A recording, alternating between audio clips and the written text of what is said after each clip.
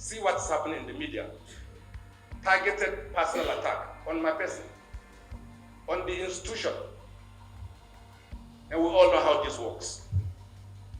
They are deliberate, they are calculated, so that create the impression that the NNPC Limited and our leadership are doing anything to create economic sabotage in our country. The Senate's Wednesday session with stakeholders in the oil industry on alleged sabotage in Nigeria's oil sector turned into a dramatic showdown of accusations and denials. Amid mounting suspicions of corruption and mismanagement, the Senate Ad Hoc Committee grilled stakeholders over the $1.5 billion allocated in 2021 for the turnaround maintenance of the Port Harcourt refinery, money that seems to have produced little to no improvement.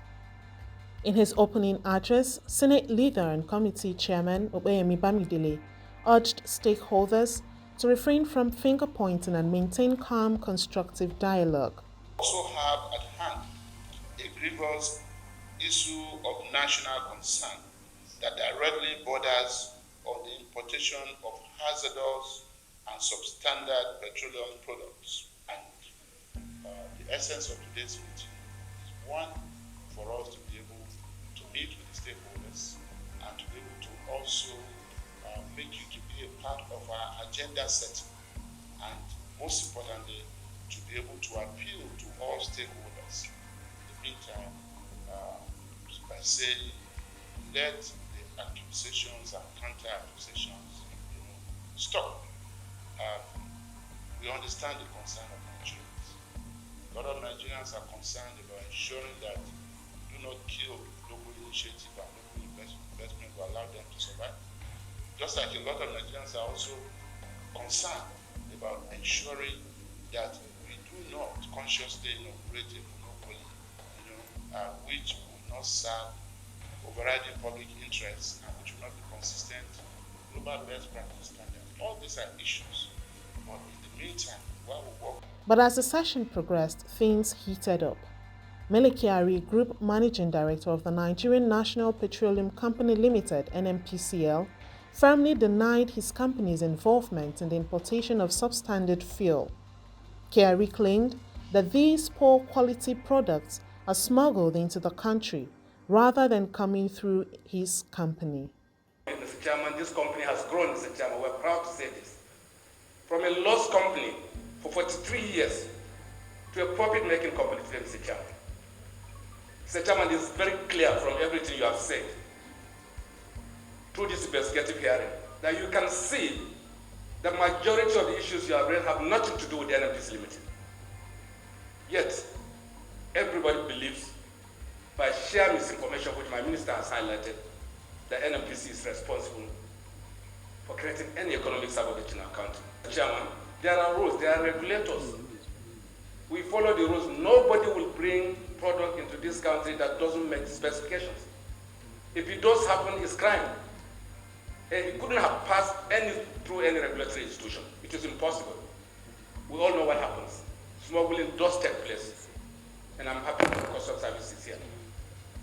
No one can deny that smuggling takes place across our border. But for PMS and every other commodity that I can think of, this is real. Recognizing the escalating tensions, Bamidele reminded participants that the upcoming public hearing will be the place for serious debates and detailed arguments. Finance Minister Olawale Edun was on hand to weigh in with optimism, suggesting that a boost in crude oil production could stabilize Nigeria's foreign exchange market.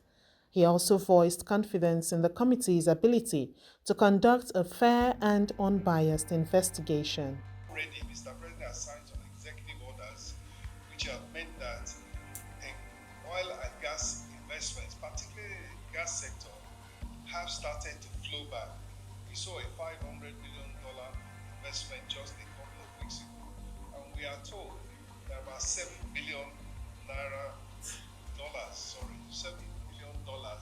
$500 billion investment already made, and around $7 billion on the sidelines, waiting for the correct investment environment. The outlook for oil prices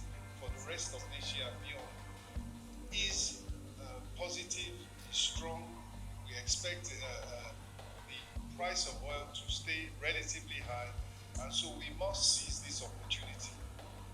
Amongst other things, we must seize this opportunity to maximize the whole oil and gas sector value chain. The session also featured contributions from Nigerian Upstream Petroleum Regulatory Commission Chairman Gbenga Komolafe, Customs Services, the Navy, the Association of Local Refiners, Dangote Group, and others.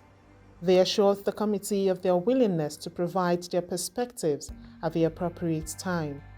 And we count on support of the committee, the regulators, and other stakeholders to ensure that the refinery succeeds. Because if it does, aside from the other obvious benefits like FX generation, job creation, and the rest, most importantly, there is the psychological benefit of giving Nigerians and Africans in general the confidence that we can succeed.